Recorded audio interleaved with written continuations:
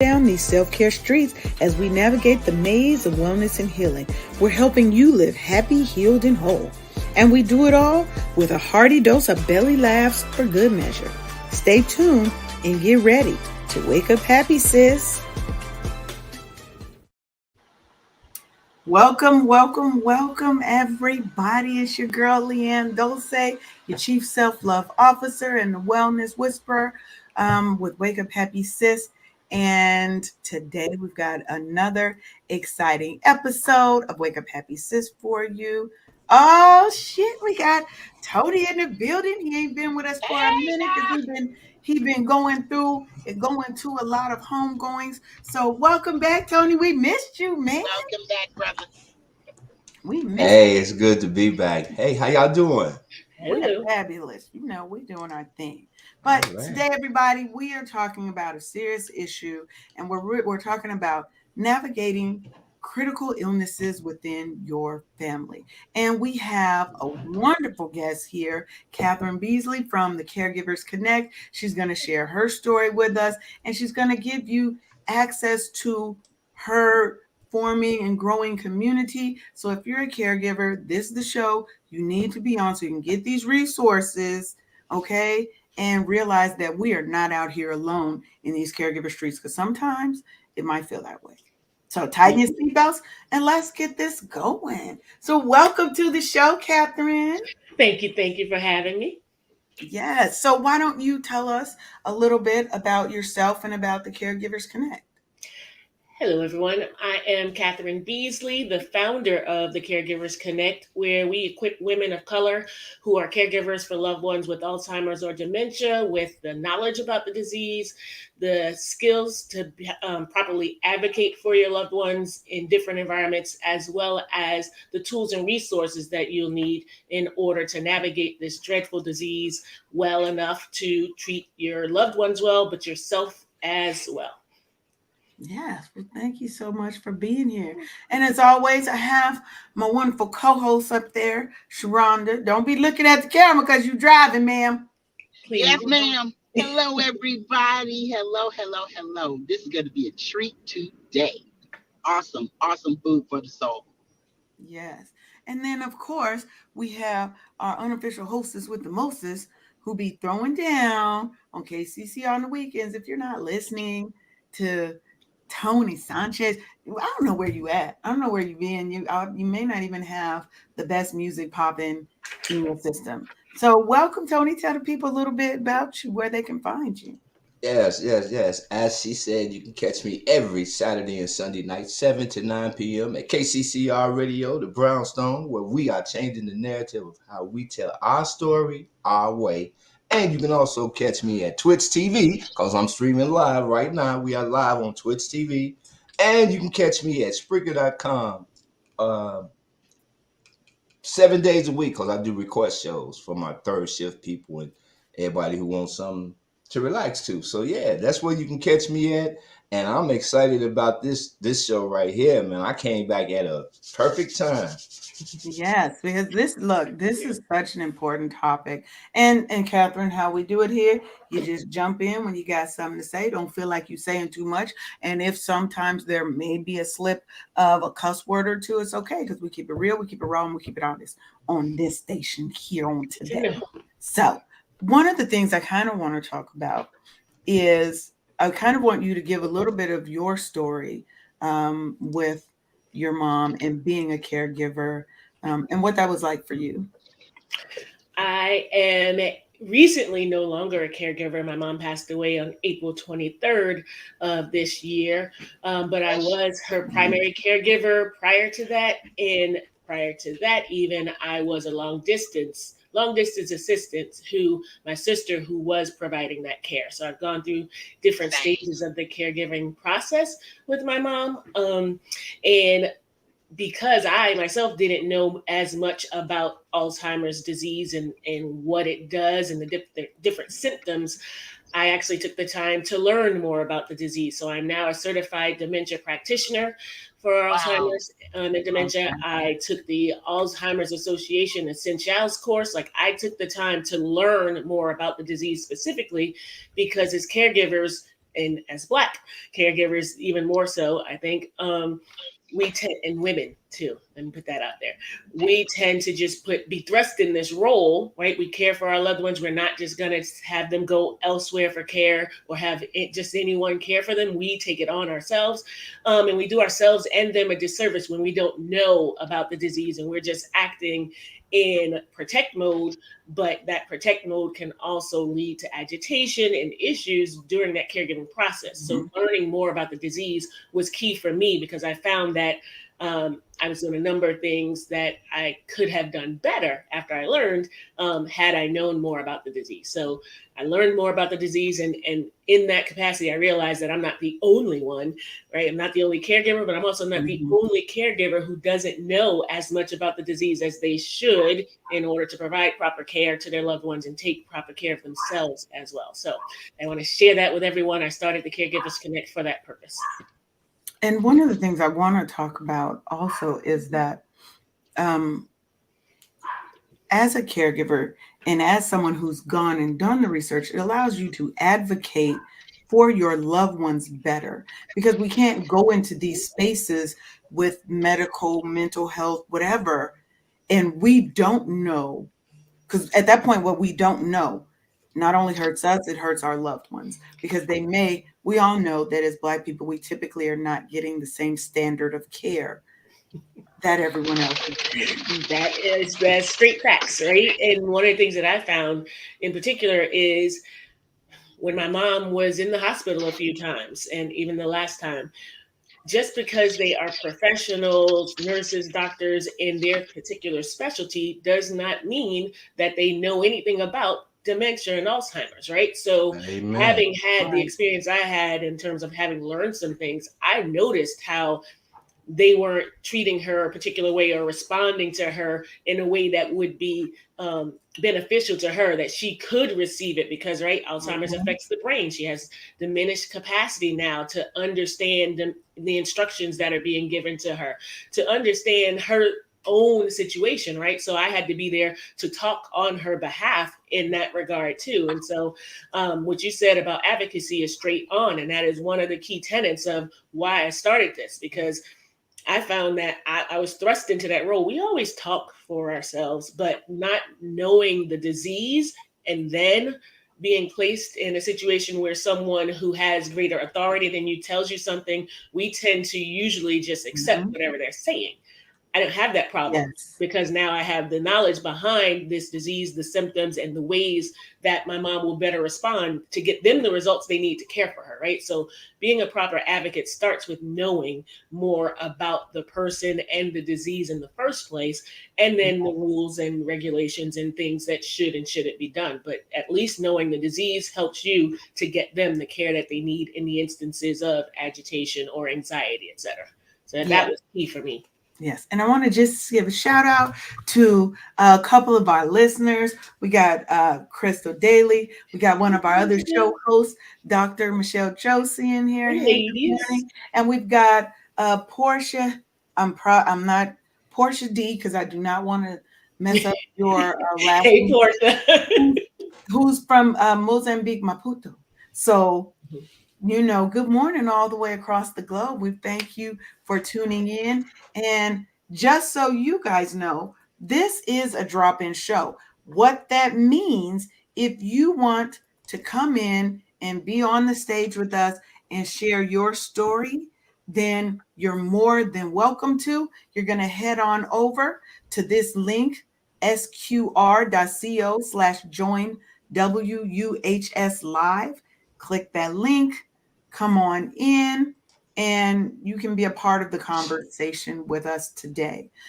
So one of the things I wanted to say is one of the misconceptions I think that people have when they think about critical illnesses and navigating this as a family is I think they tend to think that this only affects the elderly, right? They think that this only affects the elderly. And I know in cases of Alzheimer's, yes, that may be the case. But we have so many other critical illnesses that are affecting our babies, that are affecting us. And it not only affects that person, it's affecting generations as well. Because what I tend to see is that one or two people end up being the caregivers, and everybody else just kind of gets to go on about their life, right? Yep. With my grandmother, I lived down here, so I wasn't able to go up there. My cousins were living with her, but my daughter was the one coming and going and taking my grandmother places. When you got grown people living in your house who aren't doing the same thing. So there's always that disparity of the caregiver versus the rest of the family. Did you see that did you experience that in your life? Absolutely. And I want to point out a couple of things. One, so critical illness, Alzheimer's is exactly that.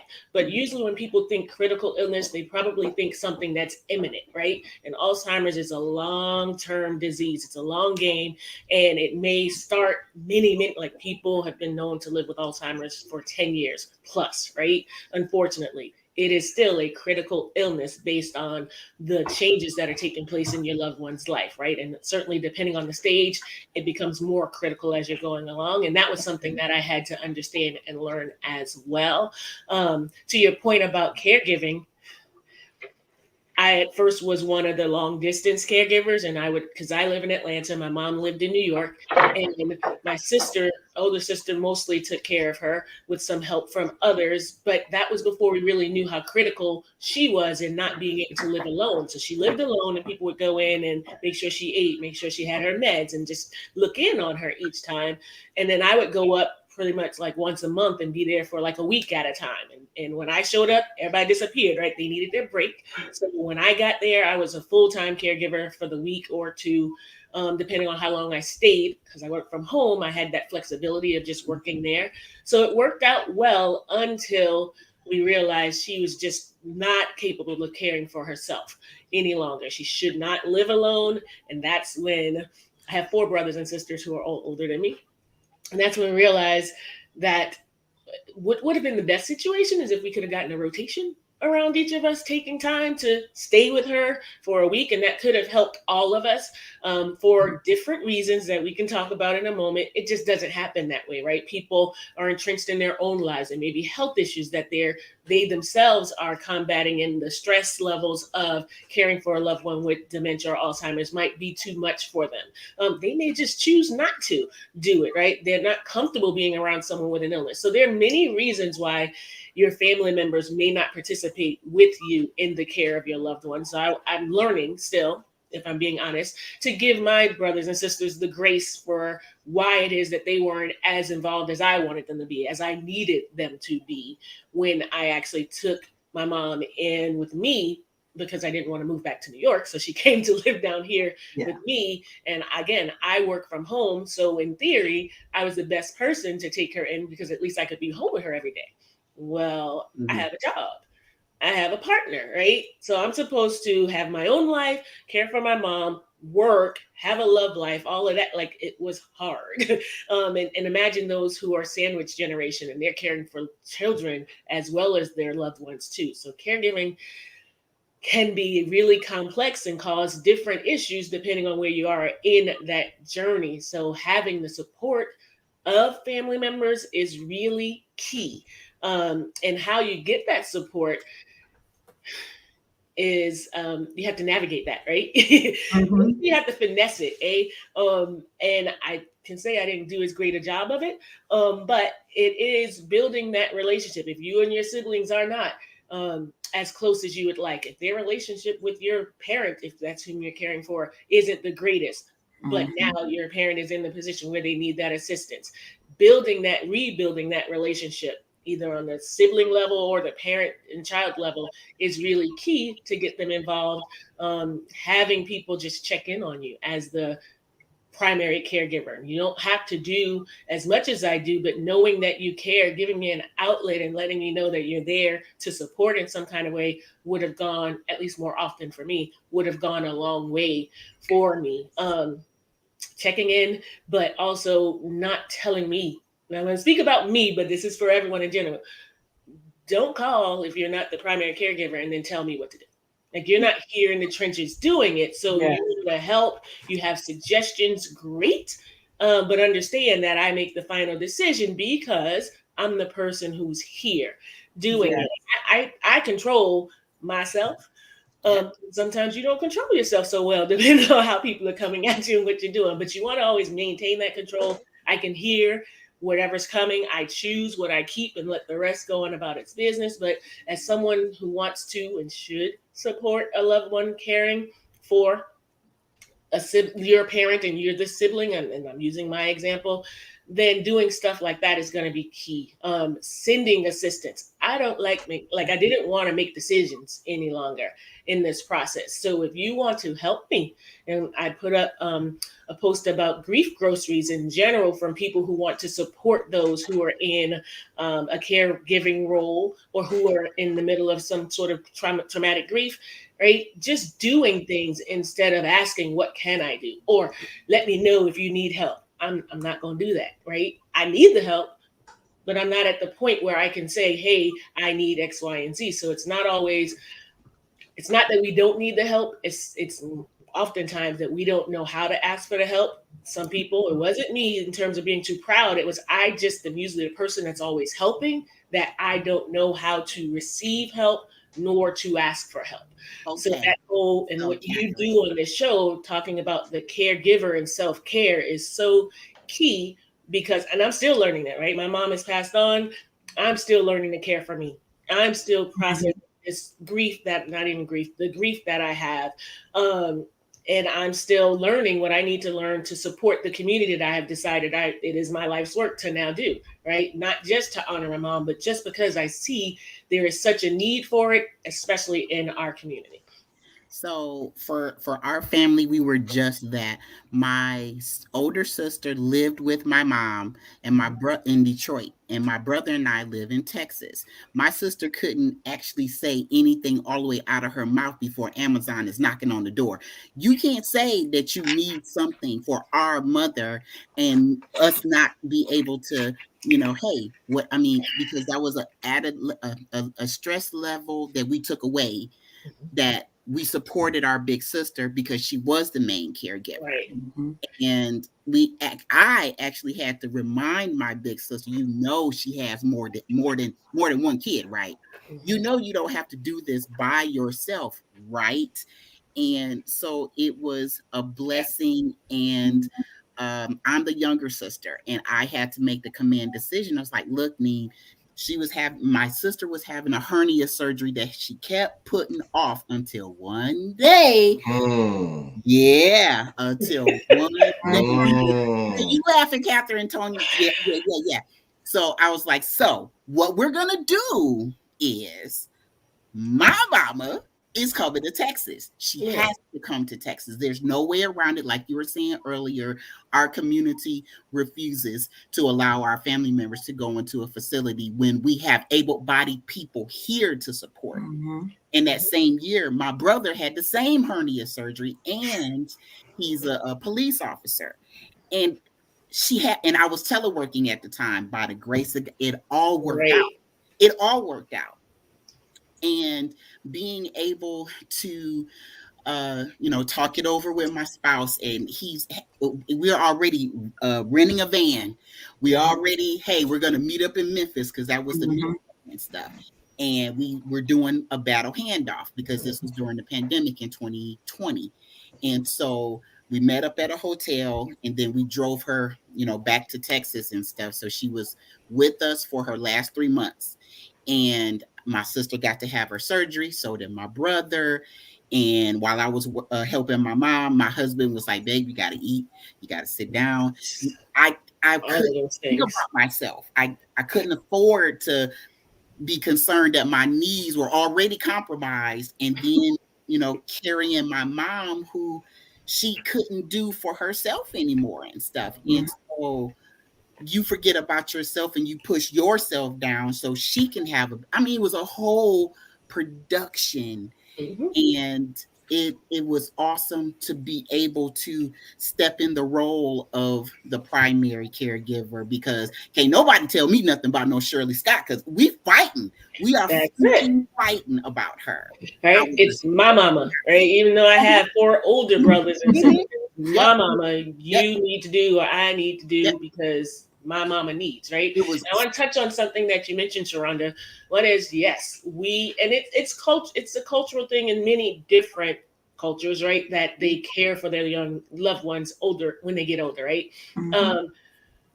One of the things that we have to recognize in all of these communities is that sometimes what's best for your loved one may not be remaining with you, right? Sometimes they may need to go to assisted living, or you have someone coming in to help at least, right? So we want to step in and do whatever we can, however long we can. One of the things that we need to change this narrative about this narrative is that there comes a time when the level of care you can give your loved one may not be enough for the level of care that they actually need, in which case it's not you abandoning them to care elsewhere. It is you getting them the best help that you can get them. And for all of the reservations that we have about putting our loved ones in nursing homes, etc., the same way that you're going to be present and active at home, you can do that in that other location. So when your loved one needs 24/7 care, you probably need them in a 24/7 location, depending on where they are. And you just going to be there as much as you can. And then they're going to know they have to take care of yours, because you're not going to allow them. You don't want to see me about her. You don't want to see me about Shirley Scott. You just didn't want to do that. And for us, I learned that hospice is not your grandmother's hospice. It's something called palliative care hospice. And so they came to us, and we had a revolving door of nurses and LVNs and everybody, and the support was absolutely amazing and stuff. And I don't know that we could have done this without them. And I'm so very thankful. We took her to the hospital that one last time, and I just saw the motivation or something leave her. And I got on, the Lord was like, call your siblings now. Call them now. And they were here within the week or 2 weeks. We got to spend our last holidays with her. And January of 2021 is when she left us, and we had to promise her that we were going to be okay and that this wouldn't break us apart. It actually brought us closer as a family. And because Shirley Scott would have definitely woke back up and slapped all 3 of us and stuff, like, oh, so y'all that's how mamas do. You know, that's how they do. Did I tell you? I told y'all to get along. I know y'all heard me before I left. Then don't make me come down there. All of the things. You know, interesting. So hold on real quick. We got to do a little brief break, little station identification, and then we're going to be right back, because I do want to hit on a couple of things that you guys said. So we're going to go ahead and tell you about some wonderful events that we've got going on at Brownstone Worldwide, starting with our block party. Y'all ready for the hottest event of the summer? Brownstone Worldwide and Exhale Central Georgia are throwing the block party of the year on August 4th, 2024. From 7 to 11 p.m. at the Mill at Dovedown, located at 315 West Solomon Street in Griffin, Georgia, Suite 400, we're going to be throwing the Dolly Event Fundraiser of the Year to actually help 2 promising young women blaze their trail to college. So go ahead and join us for fantastic food, drinks, networking opportunities, music, fashion shows, and local vendors. Tickets are only $30 a person, y'all. We're also accepting donations and seeking sponsors to back this noble cause. So jump on board, click the link below, or dial 470-862-0313 for more details. Go ahead over to brownstoneworldwide.com or give us a call. Let's go ahead and make college dreams a reality together at Brownstone Worldwide and Exhale Central Georgia. So make sure that if you can't be here in person, you can also sponsor a table, a seat. You can just donate, because we have to be the ones to care for ourselves. Tony's always saying we're all we got. And if we don't take care of our own, who's going to? We're trying to send young girls to college. And we're also trying to make sure that we can continue to provide this wonderful platform called Brownstone Worldwide. So you're not just helping Brownstone Worldwide, you're helping us help the community, because that's what we do. Because we have to be the ones to tell our stories. Because if we don't, we can't keep complaining when somebody else is telling it. We heard Lady Kathy Hughes lay it down over this past weekend, and she was no joke, no chaser about what it is that we need to be doing and what our responsibility is to care for our own communities now, right? And to not let others dictate what that narrative is. So I love what you all are doing here and what Miss Paulette and our partners are doing at Brownstone Worldwide for that very purpose. Well, thank you. So I have one thing that I want to talk about. So one of the things I want to back up a little bit, because I think one of the things that we have to make sure that we're touching on is making sure that our loved ones have the appropriate amount of insurance, life insurance, health insurance, because coming into this, especially when people think, oh, you work from home, you can just be that caregiver all day, all night, every day, blah, blah, blah, on twice on the weekends, every day. They think that there is this endless supply of resources that we have. It's expensive when they go to the hospital. It's expensive when insurance doesn't cover the cost of the caregivers that are coming in, and you've got to put that out of your pocket. It's expensive when you have to make changes to your house to accommodate your loved one who is sick. And sometimes your family is not able to help you because they may be struggling with other things, and it falls on you as the primary giver. So one of the things we have to make sure that we're doing is that as we get older, we have to make sure that we are setting our children and our loved ones up to be able to support us if they need to. So making sure that you have insurance, making sure that you have life insurance and different types of policies that you may be able to borrow against to help do certain things, right? So I want to make sure we kind of talk about that a little bit as well. Yes. So one of the key takeaways for me after this experience with my mom is what I don't want my son or my children, as I have extended families. I have one son, but I've taken care of nieces and nephews who are my children as well. Right? I do not want them to have to take care of me if I should fall ill, right? So that whole concept of we take care of our loved ones, I don't know that they will in fact put me somewhere, but if they did, I'm not going to be mad at it, because having experience being the primary caregiver and losing myself in the process and finding myself again, but still, and just the things that I went through as a caregiver, I don't want that for them. And it doesn't have to be that way. So making sure that you have adequate life insurance, and possibly, especially if your loved one is exactly. An ambulance ride is expensive, is right. So ours was $300. Luckily, that's on the low end when she had to go to get in the ambulance from her stroke, which was the last episode of us having to go to the hospital. And she was in the hospital for a month before she passed away, right? And I'll get back to hospice too, because we did do the old school hospice. And luckily for us, that was the option available to us, but we had to fight to get in there, eh? Yeah, it's a battle. Yeah. I had to do it with my grandmother. Proper insurance and the proper amounts of insurance just to cover burial is right. But as Leanne mentioned, there are, and I am not a licensed insurance practitioner or anything, so provider or agent, so I'm not going to tell you what it is, but there are policies that allow you or your loved one to accrue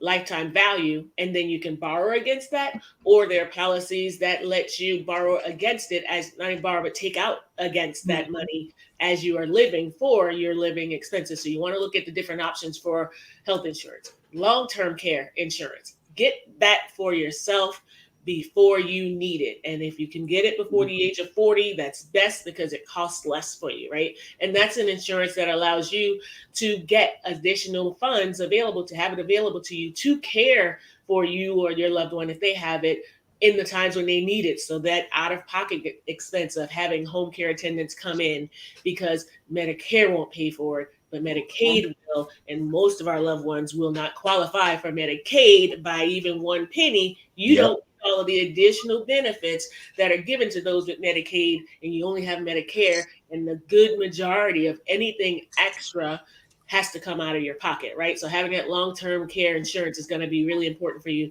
to have that.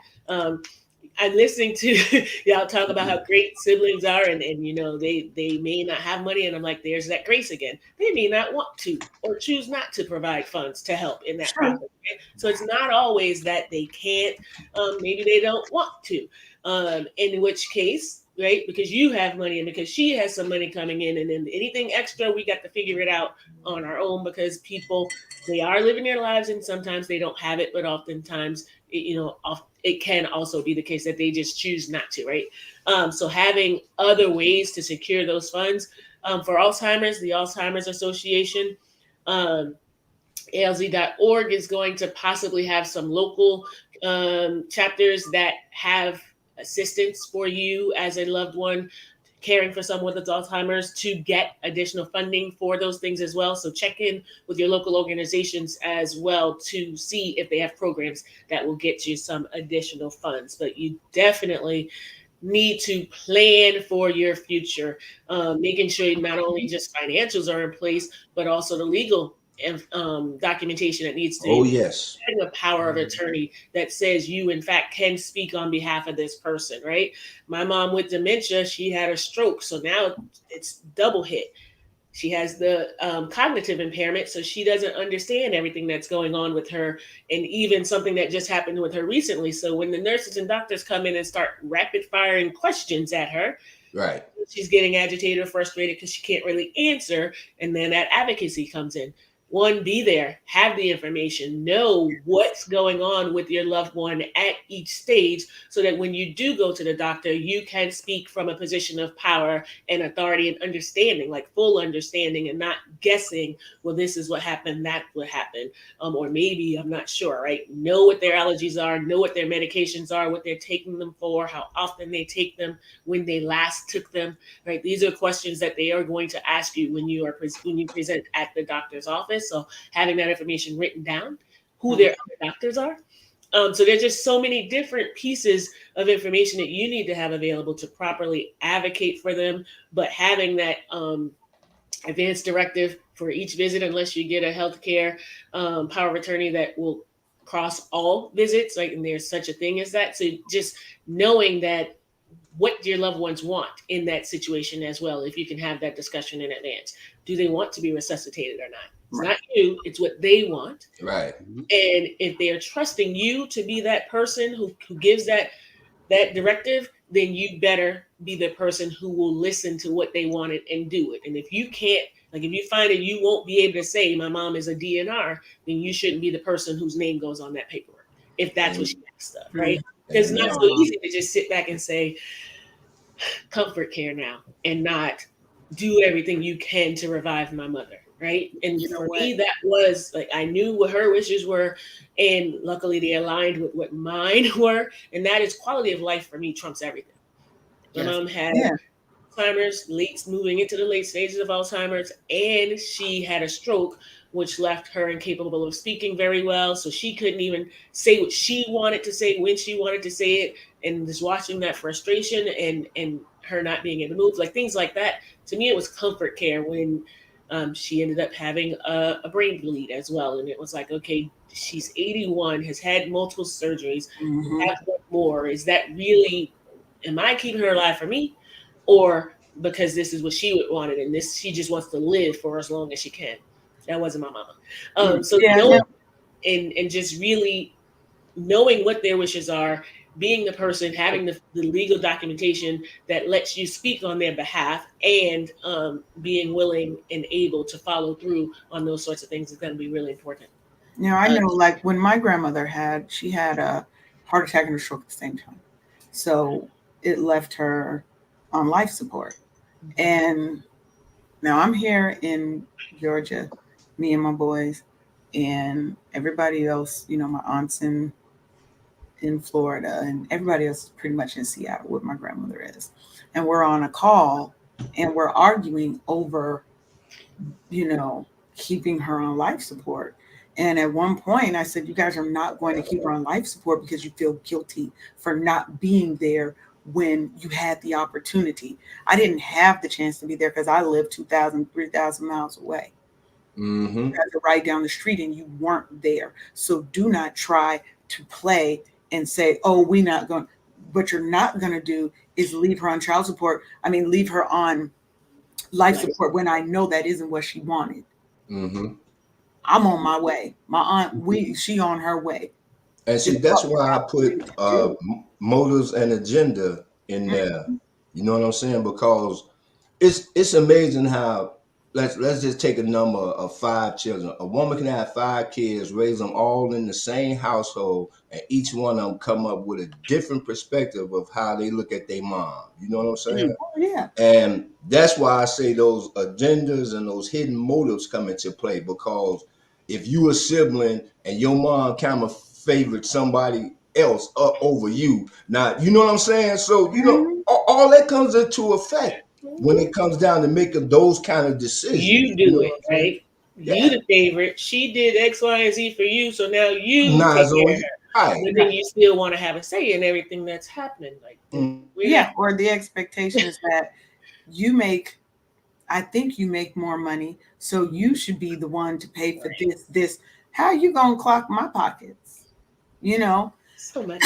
And people, and then again, back to one of your earlier points of, if I'm the primary caregiver, don't ask me, don't tell me. Well, you can ask me, but don't tell me what to do in these times, because you haven't been here, right? If it came to daycare, daily care, I wouldn't have said anything, and I would have offered or asked, but I'm not going to tell you what you're going to do because I wasn't there, right? And I'm not willing to do, right? Yeah, but I think one of the things, is we have to worry about, one, caregiver burnout, right? Because that is a thing that is real. And the fact that we honestly think, okay, I've got to put myself aside. Right. When, and when people say, I couldn't afford to, you can't afford not to take care of yourself in that time, especially when it's something as critical as caring for a critically ill loved one, because you have to be at your best, because you have to be their advocate. And what happens to them when you are not well, right? So for Sharonda and your sister finally being able to get that surgery, well, what would have happened if she just hernia bust or whatever, something tragic happened that forced her to have that while you all weren't there, right? So one of the things as caregivers talking about self-care is exactly that. We need to avoid burnout at all costs. That means staying in constant contact with people, like doing the things that we love to do, maybe a little bit less, but making sure that we have outlets, getting respite care, having people come in to help us, give us a mini break, right? Even if you're not comfortable with being away from your loved one for days at a time, being able to get a moment to yourself each day, or at least in a scheduled time frame, lets you know that there's a moment for you, and then you can just go and rejuvenate and be better when you come back. Because when you are frazzled and not getting enough sleep and everything that happens kind of sets you off, you are not your best for them nor for yourself, eh? And so making sure that you take the time for yourself mentally, but also physically, and going to the doctor and staying on top of your own care. We are notorious for hitting every doctor's appointment needed for the person we're caring for. But when's the last time you went to the doctor for you? Like, you just totally forget about yourself. And if nothing else, you have to understand that if you are not taking care of you and you're the primary, and people are not helping, but you are the primary, if you go down, what happens to your loved one? What's your contingency plan for you going down? Do you have one in place that you have talked to your loved ones about, so that this is an SOS? This happened. Somebody need to get on a flight yesterday and get here, so that there's coverage for our loved one. having relationships with neighbors so that in the event that something happens, right?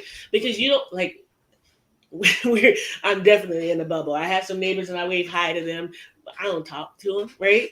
But we can't be like that when we have loved ones with illnesses like Alzheimer's, because we need for them to be able to help us in times of emergencies. I'm not going to say, hey, come take care of my mama for me, but if something happens and they see my mom roaming, they need to know that she has Alzheimer's, right? Or they needed to know that, to be on the lookout. It looks a little weird. Let me go ahead and check this out, because, right, we're so used to minding our own business for the most part that we need to have people ready and able to step in instances like that. But not having family that's supportive, trying to make sure that you get that support, right? And that just means you want to keep them as involved as possible.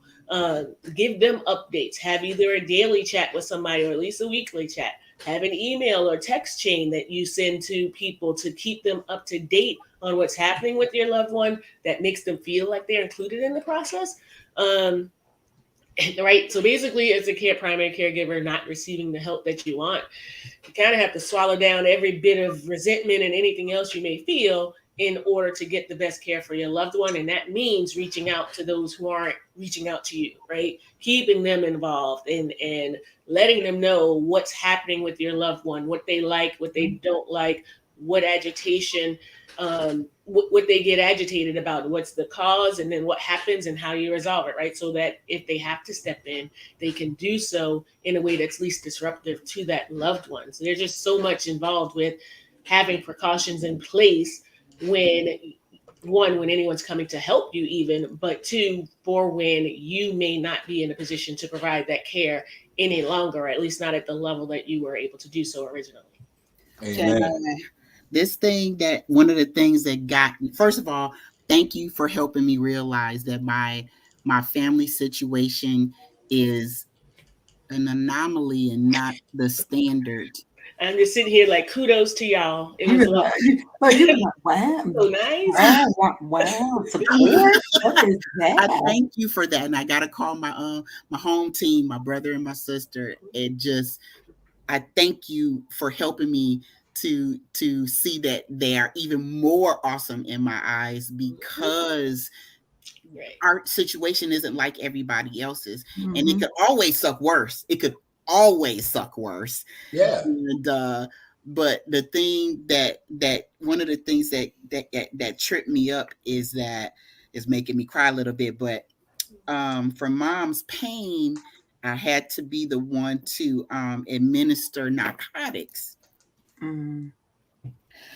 That thing got on me and was trying to mess with me, but you know, doing the things that was hard, but to ease her pain and to be able to do that thing that frightens you and scares you the most, but it's for their betterment and to ease their pain and stuff like that. And you know, like, I don't want to make my mama high, or I don't want. My mind just went so many different things and stuff. But I had to come back. I see you laughing at me. I see you smiling, Catherine, because it is funny. It's because my mind. But that's what we do, right? We're looking at it from one lens and not understanding, right? Because you would have, because you're not comfortable with it, chances are you spoke to the doctor, asked for every alternative in the book before you had to go to this last ditch effort, right? And so you know that what I'm doing is in the best interest of my loved one.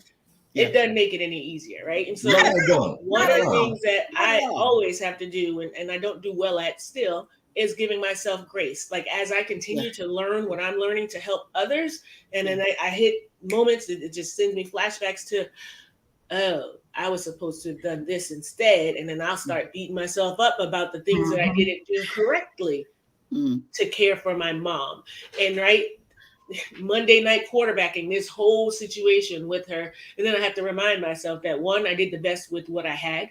The knowledge that I had and the care that she got was way better than the care she would have received living by herself and people dropping in if they did, when they did, things like that. So the care she did get from me was better than the care she would have not gotten had I not done what I was doing, right? But can I tell you, during COVID, she could have died by herself in a facility because girl, just that, and people had that experience. Right now, you're no longer able to visit your loved one, and I can't imagine how devastating that must have been for caregivers, especially the ones who were on it and was making sure that they were present and just wanted to be around their loved ones, to not be able to do that, and like that, just whatever.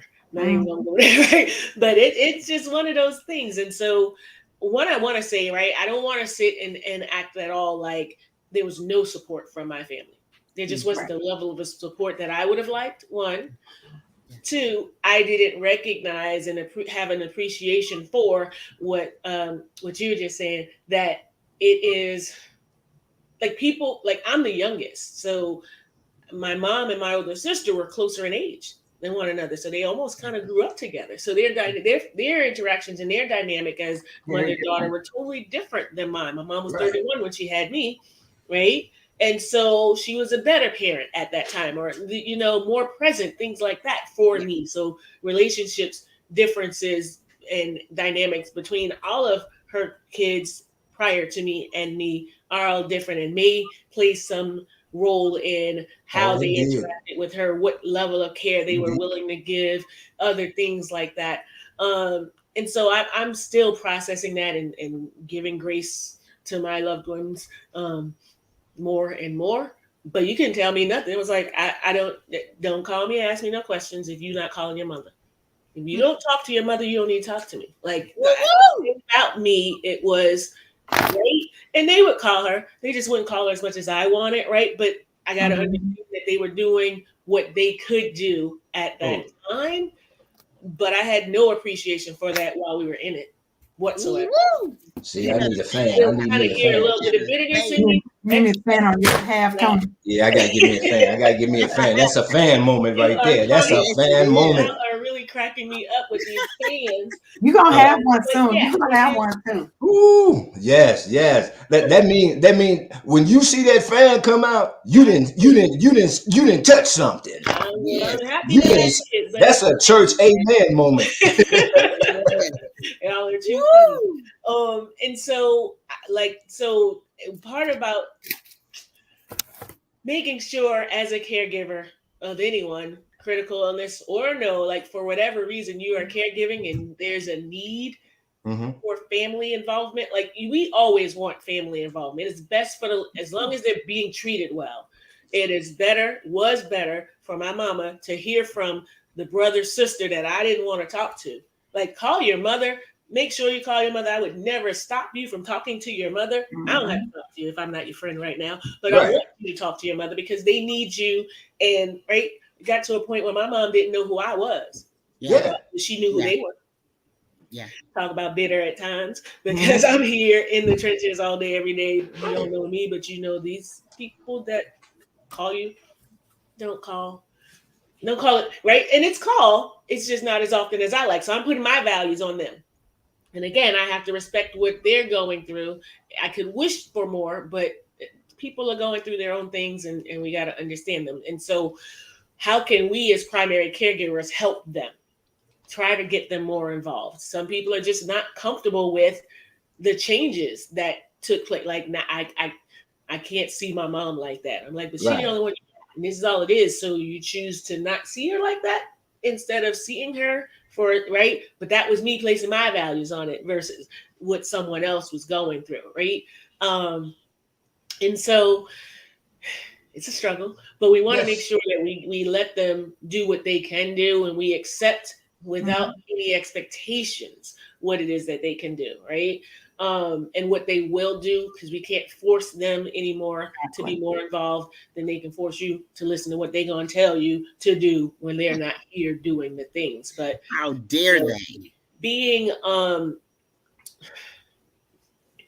kind enough to yourself and them to put a plan together, at least try it, right? They may or may not do it, but make a plan about how often they're calling, right? Talk to them, explain why it's important and what you see in your mom, right? When they call and the happiness that she has and the clarity that she gets because she recognizes you to be her daughter.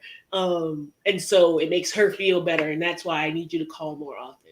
Or she's being a little bit difficult today. right? So check in more often, just because maybe you provide that level of calmness that will not only help her, but then helps me because she's no longer agitated, right? So the things that I Once an adult, twice a child. say to my loved ones or my brothers and sisters about the assistance I needed also contributed to me not getting that assistance. So I have to, as the primary caregiver, learn to ask for what I need. Mm-hmm. That was going to be my exact statement. Was one, as the caregiver, as a caregiver, you have to kind of get past your personal feelings and your hurt feelings and whatever trauma that you're going to have to figure out how to deal with it. Right. Not just get past it, but actually try to deal with it so that when you are triggered, because you will be triggered, And everybody thinks you can fully heal from trauma. You can't, because there are always things that can trigger you. But what you can do is be aware of the trigger and know how to react to the trigger. But before we get started on that, let me go ahead and do my station identification again, because, we got to pay these bills. You got to pay these bills. Got to pay these bills. You're listening to Wake Up Happy Sis on KCCR The Brownstone and Brownstone Podcasting Network, where we're telling our stories for our people our way. We're going to let you guys know about the Brownstone Worldwide Neighbors Cruise that we coming up next year. So, just let me just roll the clip. Ready to swap your daily grind for some ocean waves and sunshine? Then join Brownstone Worldwide for the ultimate neighbors retreat aboard Celebrity Cruises. From July 21st through the 27th of 2024, get ready to make waves and unforgettable memories. Our all-inclusive package features plush rooms, drinks on us, complimentary Wi-Fi, and yes, even tips are taken care of. Bask in live entertainment, exciting contests, and be a part of the live tapings of Brownstone podcast shows. Venture beyond the ship with shore excursions to the stunning Key West, Bimini, Bahamas, and Georgetown, Grand Cayman. But here's the catch. These rooms are selling out like hotcakes right now. So don't miss the chance to rub elbows with your favorite Brownstone Air personalities and meet your neighbors in an unforgettable setting. So what are you waiting for? Secure your spot on this epic journey today.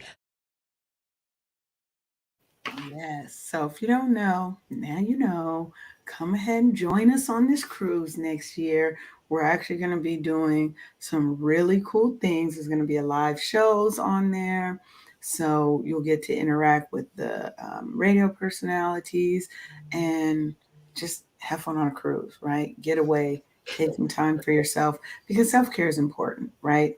Not just for caregivers, but for everybody. We give so much of ourselves to everyone that we also need to remember to give something back to ourselves. But back to what I was saying previously, caregivers have to also remember to put their feelings to the side, because it's not about you. And sometimes our feelings are hurt, right? You're mad, you're whatever, you're agitated because, like you said, your loved one may be being difficult, whatever. Give yourself grace, but also realize that it's a trigger and there's a trauma there and you have to get help. And if you don't open your mouth, you're not going to get help, right? We have to open our mouth, we have to say something, and we have to build networks and support systems. If your family isn't there and isn't able to do it, find other people who may have relatives with the same or similar conditions, maybe, because they understand. Now, we're not going into it trying to make it a bitch and moan session. No. But sometimes you need somebody to vent to, somebody that understands, and somebody who might say, have you tried this? Right. This helped me. This is how I was able to advocate better for my loved one. This is how I was able to do X, Y, and Z. I think it's important as we wrap up the show to make that statement. Find the people who can support you. If it's not your family, if it's not friends, join organizations that support caregivers and support people like your critically ill loved ones, because you deserve space, peace, happiness, and less stress as well. You were not meant to give your whole life in service of other people. You have to take care of yourself too during that time. First. Amen. Amen. So as we wrap up, I'm going to go round robin. Catherine, why don't you tell people how they can find out more about the Caregivers Connect and how they can join and or support you? I shall. Can I just add one thing to what you were saying, and that, and just in general, as caregivers, as primary caregivers, even set boundaries, right? Amen. And maintain those boundaries for yourself. So when I say don't tell me what to do and whatever, it's fine, but you at least set those boundaries and be willing to stick to them for yourself, because that's going to help you in your caregiving journey along the way. If you just allow people to just toss everything at you and you're spinning trying to please everyone else who aren't here doing the work, then you're going to do a disservice to yourself and to your loved one that you're caring for. Yeah. So how to reach me? We have our Facebook group, which is a safe place for you to come learn more about Alzheimer's and dementia. It is bit.ly/the Caregivers Connect. Please join us there. Join the discussion that we're having. Come in and let us know about your experience and things that you've done to help you, things that you had to learn the hard way, right? We want to make sure that we have a safe space for everyone. So it's there, and on Facebook and on Instagram and on YouTube, it is I am Catherine Beasley, that you can reach me at any of those handles. And on Twitter, it's I am Cat Beasley, because Catherine Beasley, some other lady already decided she was her. So those are ways to catch me on the different social media platforms. All right. Sharonda, let us know where we can find you, ma'am. You can find me on all platforms. My business name is Bookkeeping 101 LLC. I'm here to take the stress away, not just at tax time, but all times of the year for business owners, so they can focus on why they went into business in the first place. Bookkeepingforlife.com is my website, and you can find me on all platforms. All right. Tony, let them know where they can catch you, man. Well, you can catch me on Facebook, Instagram, Twitch TVs, KCCR Radio, Spreaker.com. I'm all over this. I'm out here in these streets. But I want to say to Catherine, thank you so much for the valuable information that you have shared with us. It's much needed, and it's definitely much appreciated. From me to you, I want you to allow yourself to receive that grace that you're speaking on. Yes. Continue to speak those things that are not as though they were, with the expectation that it shall and will come to pass. Grace is on you. It's there all the time, but you got to be willing enough to receive it. You know what I'm saying? Because remember, he said he'll never leave us or forsake us. So he's always there. But you got to forgive you to get that grace that you're asking for. Amen. Thank you for the reminder. Amen. Yes. Okay, that's what I want. Amens. And remember, y'all, we all we got. So let's get that community together. We need to get back to the village mentality. That way we all can look out for each other, because we are truly all that we got.